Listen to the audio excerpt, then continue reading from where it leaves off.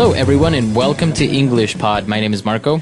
My name is Catherine, and today we're bringing you another elementary level lesson as a part of our interview series. That's right. This is part 2 of the interview series. In the last part, we talked about, a brief introduction when you arrive to a job interview. But on this occasion, we're going to talk a little bit about yourself and your life. That's right. So this is the most personal part, I think, of an interview. Let's take a listen to today's dialogue, and we'll be back in a moment to talk more about the things that you've heard.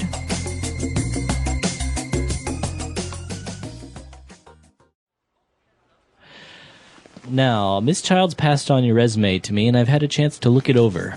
I must say, I'm quite impressed. Thank you very much. I've tried to keep it short and clear. If there are any questions, please feel free to ask me. Well, yes, I do have a number of questions, but perhaps first you could give me a brief overview. I'd like to get a little bit of an idea of your background. Yes, of course. Well, as you can see from the resume, I'm 27 and grew up in Brooklyn, New York, although our family moved to London when I was quite young, at around 16. Ah, I see. So you were actually educated in Europe? Yes, precisely. Although I was born in the US, I would definitely call London home. But as you see, I've actually spent a lot of my life moving from country to country. My father was in the oil business before he retired, so we also spent a number of years in Saudi Arabia too. Very interesting. So it seems you had quite an adventurous childhood. Absolutely. We were never still for too long, but now I'm really looking to settle down. I see. Okay, well, let's move on to discuss your education, shall we? Sure. All right, we're back. So obviously this person had a very interesting life, and they use some pretty interesting words there. So why don't we take a look at 5 key words that we have prepared for you on Language Takeaway. Language takeaway. All right, so the first word that we have is right when Mr. Parsons talked to Miss Childs, and he said that he was very impressed with her resume. All right, so someone says, I'm impressed when they think that something that you did or something about you is very interesting or good or better than most people's. That's right. So you're kind of amazed. You're kind of, you're like, wow, right? And so this is an adjective. I am impressed. That's right. So teachers sometimes say this. Maybe when you do really, really, really well on a test, they say, hey, Marco, I'm really impressed. You got 99%.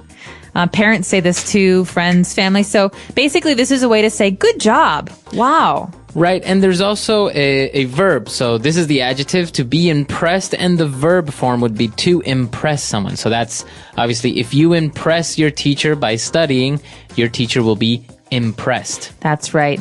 And following that, Mr. Parson has some questions about Miss Child's background. That's right. He asked her for a brief overview of her background. So we have 2 interesting words there. An overview. What is an overview? An overview is like a summary. It's basically a way to ask for someone to give you a lot of information in very few words. That's right. So you don't really want too much details. You don't want somebody to tell you their life in detail. You just want a brief summary. Right. So not, I was born on August 11th in 1979 and I was, and then I went into this. No, this is basic, simple, this is where I'm from. This is where I went to school, the end. And, well, he wanted a brief overview of her background. What exactly is her background? Well, think about the word back. Okay. That means behind. Or in this case, background is your personal history. So you could ask someone, what's your background? It means, where are you from? Or, what have you been doing up to now in your life? That's right. And precisely when he asked her about her background, now she's starting to talk about her life. In general terms, as we said, it's an overview. So she said that she's 27 and she's from Brooklyn, etc. So she starts giving very general information about herself and her life. Exactly. So when she starts to do this, Mr. Parson has more specific questions about her life because he wants to know details. So he asks her then where she was educated. So this phrase, to be educated, is very important. That's right. So he's asking her, you studied in Europe. That's right. To be educated means to have someone teach you or to go to school somewhere. So, for example, I was educated in America. Where were you educated, Marco? I was educated in Chile. Wow. So you've been educated in a number of different places, right? At home and in a different country. Right. But you can also specify the university name, right? For example, I was educated at Harvard. Can you say that? You can. Or I was educated at a number of different schools. So you can say, I studied or I was educated. All right. And well, apparently she was moving around from Europe, United States. So Mr. Parsons says, wow, it seems that you had an adventurous childhood. Okay, this is a great adjective, adventurous. You can say a person is adventurous. So Marco is very adventurous. He likes to jump out of airplanes. But you can also say that an experience is adventurous, like moving around a lot as a child. Right. So I guess adventurous can go hand in hand with exciting or very interesting, full of emotion. That's right. Okay. Adventure, adventurous. So a person can be adventurous, and we actually had a lesson about this when we describe personalities. You can say someone is adventurous. Exactly. All right, very good. So 5 key words that we just took a look at. Why don't we go back, listen to the dialogue again, and we'll be back to talk a little bit more on Fluency Builder.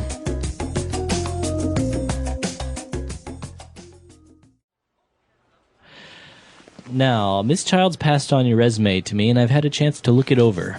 I must say, I'm quite impressed. Thank you very much. I've tried to keep it short and clear. If there are any questions, please feel free to ask me. Well, yes, I do have a number of questions, but perhaps first you could give me a brief overview. I'd like to get a little bit of an idea of your background. Yes, of course. Well, as you can see from the resume, I'm 27 and grew up in Brooklyn, New York, although our family moved to London when I was quite young, at around 16. Ah, I see. So you were actually educated in Europe? Yes, precisely. Although I was born in the US, I would definitely call London home. But as you see, I've actually spent a lot of my life moving from country to country. My father was in the oil business before he retired, so we also spent a number of years in Saudi Arabia too. Very interesting. So it seems you had quite an adventurous childhood. Absolutely. We were never still for too long, but now I'm really looking to settle down. I see. Okay, well, let's move on to discuss your education, shall we? Sure.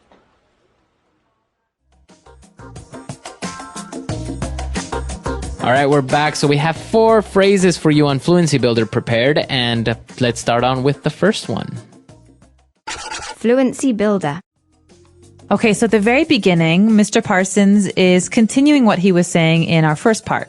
So Mr. Parsons is talking about Rebecca's resume, and he says, the secretary, she passed it on to me. So this verb, to pass on, this is really important. What does this mean? Well, the secretary, Miss Childs, passed on Rebecca's resume.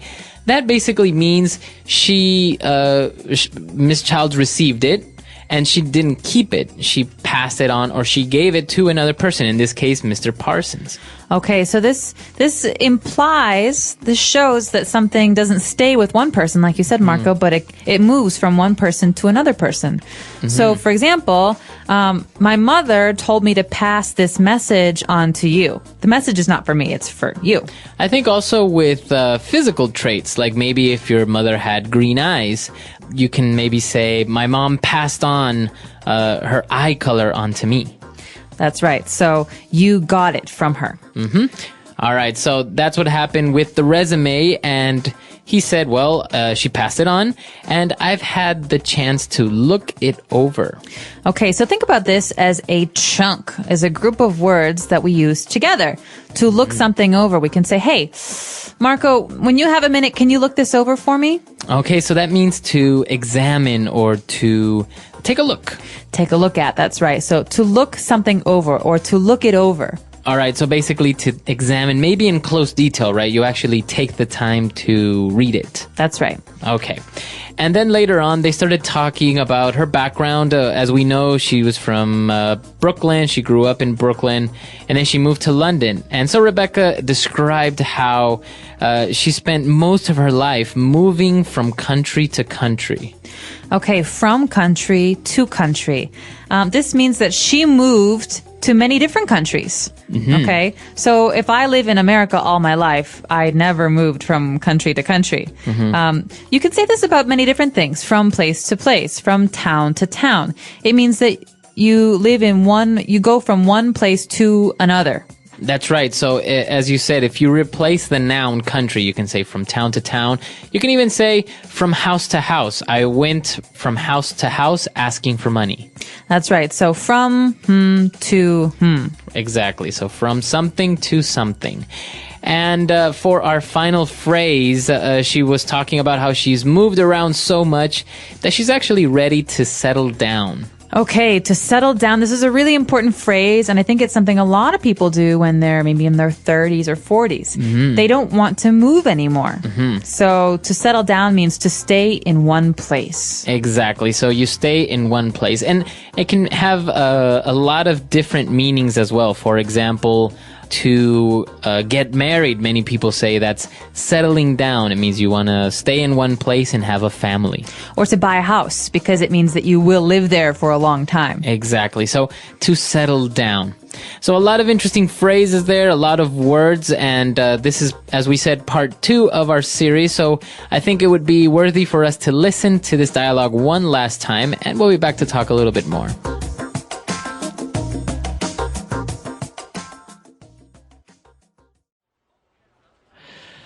Now, Miss Childs passed on your resume to me, and I've had a chance to look it over. I must say, I'm quite impressed. Thank you very much. I've tried to keep it short and clear. If there are any questions, please feel free to ask me. Well, yes, I do have a number of questions, but perhaps first you could give me a brief overview. I'd like to get a little bit of an idea of your background. Yes, of course. Well, as you can see from the resume, I'm 27 and grew up in Brooklyn, New York, although our family moved to London when I was quite young, at around 16. Ah, I see. So you were actually educated in Europe? Yes, precisely. Although I was born in the US, I would definitely call London home. But as you see, I've actually spent a lot of my life moving from country to country. My father was in the oil business before he retired, so we also spent a number of years in Saudi Arabia too. Very interesting. So it seems you had quite an adventurous childhood. Absolutely. We were never still for too long, but now I'm really looking to settle down. I see. Okay, well, let's move on to discuss your education, shall we? Sure.